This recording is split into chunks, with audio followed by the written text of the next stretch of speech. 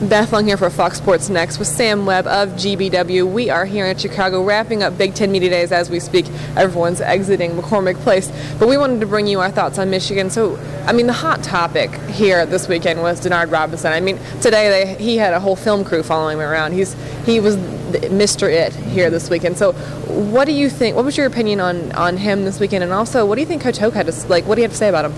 Well, I think everyone is pretty much saying the same thing. Brady experiences Denard from a much different perspective as his coach, so he's able to see not just his on-field maturation, but his off-field maturation as well. So it's not as much of a story to him, but to us, seeing the metamorphosis of Denard Robinson from his freshman year, where he was quiet, kind of reserved, very introverted, always a rah-rah and happy guy, but to this guy now that has taken on a leadership role. He's a keynote speaker here today. It's a sight to behold, and it's something that his teammates started noticing last year. We talked to all the guys about it. There was a sequence before the Illinois game late in the season where he really got in the faces of his teammates and chastised them a bit about what they needed to do to get over the hump. He said, "We've been average.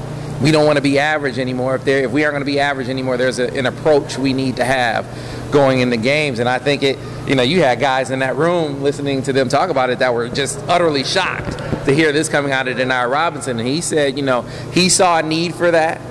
He was at the point in his career where he felt like he had earned the type of respect to where if he got up there and got in the faces of guys, they would know what his intentions were. It's not to embarrass you and not to be overly critical of you because out of meanness or anything like that. It's, hey, I care about you. I care about us as a team. Let's raise us up. And so it's a very positive thing for this team moving forward to have the quarterback nonetheless stepping up and playing that leadership role for the team this year. Another thing that was talked about a lot these past couple of days was the schedule. And it's another thing that's going to be a very interesting part and component of this year. So what did everyone have to say about that? Yeah, Brady said it. He said they have 4 night games. So you compound the difficulty of playing on the road by playing on the road at night. The fans are going to be so raucous, so much more raucous as a result. But he said, look, simple and plain is what you expect a Michigan coach to say, a Michigan player to say. He said, you come to Michigan to play schedules like this. Now, he said, do you want to load up like this every year? Probably not. But you aren't going to find any player on that team not expressing excitement. You aren't going to find any coach on that team not expressing a great deal of anticipation about playing some of the tough teams they're going to play this year. So, these guys, he said, if you aren't excited about playing Alabama, you're in the wrong place. You shouldn't be at Michigan. Now, this is sort of the unofficial start to the season. This kind of signals, Big Ten Media Days signal the fact that camp is coming up very soon. With camp always comes position battles. What are some of those to watch? Well, I think we'll start at the running back position because, Fitzgerald Toussaint, who certainly had his issue, his DUI issue that's yet to be resolved. And Brady hasn't made a decision on what his availability is going to be it for practice or for games. So at this point, we got to figure out what the deal is going to be. I mean, you have a guy like Thomas Rawls who has an opportunity to seize the moment, a guy from Flint, Michigan, who's going to be able to get out there and show all the great things that he's shown in practice. Brady described him as being very difficult to tackle, hard to tackle, and that's something that fits with the concept of a Brady Hoke, a Michigan offense. They want to be physical, they want to pound, but there's some other guys in there that are going to have opportunities. Vincent Smith is a senior tailback, a guy who is very versatile, blocks extremely well, catches the football out of the backfield. Justice Hayes was a guy that Brady said he wants to see more of, and maybe the fastest of the running backs, hasn't really played, but a guy who's shown some promise. So there are some guys at the running back position. They're going to have some opportunities. We'll see if maybe even a freshman can step in there and get some time. Then you look at the receiver position, and it's going to be very interesting because in the absence of Junior Hemingway, there is no known quantity as far as the big play threat. There are guys that have contributed, have started games, have made plays, but to be a consistent big play threat like Junior Hemingway was last year, they don't have that. Well, we don't know who that guy is right now. So you got Roy Roundtree, who's a senior, who's going to have an opportunity to fill that role. Jeremy Gallen, who who Denard says is a guy that jumps out of the gym. Gerald Robinson is a young guy that all the coaches have talked about, and Denard talked about. How about this for a dark horse?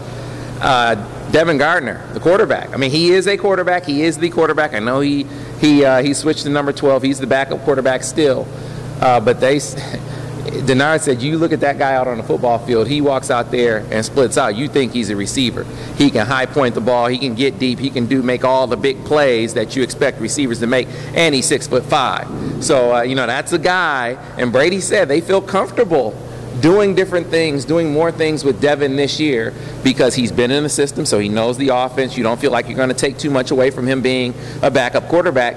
And then, if you want to push the limits a little bit with Devin, the third string, or the guy we think is the third string quarterback, Russell Bellamy, has really, really come on as well. So they feel comfortable doing more with Devin. I think those are maybe the two most intriguing spots as far as position battles are concerned. Well, and Michigan brought 3 players here to Big Ten Media Days, and in your opinion, each one of them had something to prove while they were here. What was that? Did they accomplish that? I don't think there's any question. Ultimately, the proof will be in the pudding on the football field, right? But listening to them speak, I really feel like, number one, starting with Jordan Kovacs, that his story is as improbable as any, I would assume, player that's here. He's a guy that went through 2 student tryouts, 2 knee surgeries, and 3 years ago, you didn't know who he was. He just made it on the team as a walk-on. I mean, this is a guy that he didn't get recruited by anyone out of high school, and here he is at Big Ten Media Day. I don't think there's any question that he has proved that he's belonged. He's proven that he's a leader of this team, and more than just the symbolism of being a guy that's overcome the odds, he actually goes out there and makes plays. He's not just a token guy out there on the football field. So I think he's definitely proven his worth. Taylor Lewan has taken on, he's always going to be a funny guy, but he's taken on a more serious role, taken on a bigger leadership role, much like we talked about with Denard, but that's why you see Taylor Lewan here today as a junior. He's a guy that a lot of people look to. The coaches are looking to now to kind of help lead this team, to lead that offensive line in the absence of a leader like Dave Moak. That line, they're going to be the key. They say it all starts up front every year, but particularly this year, where you feel like there aren't any known deep quantities on the flanks. You're going to have to give Denard some time to go through his progressions. You're going to have to open up some more holes in the run game. And Taylor Lewan is going to be the big key. And he talked about some of the other guys that he's kind of helping bring along on the offensive line. One very notable guy, another walk-on, Joey Brzezinski. He said, you look at a guy like that, you look at the value he puts in just putting on that helmet. And that's the kind of sentiment that I'm trying to have everyone on this team have. And that's the kind of leader that you want to have. And then Denard, we talked about him already. His leadership, I think, is the key to this year's team. And it's one of the reasons why I don't think the fall off for Michigan will be as precipitous as a lot of people are predicting. I think Michigan will be just fine. Now, the schedule is so difficult that I'm not going to go so far as to say that they're going to do all the big things they did last year. It's certainly possible, but the schedule is prohibitive this year. So we'll see what happens. But I think the future is bright, at least as far as this season is concerned, for the University of Michigan.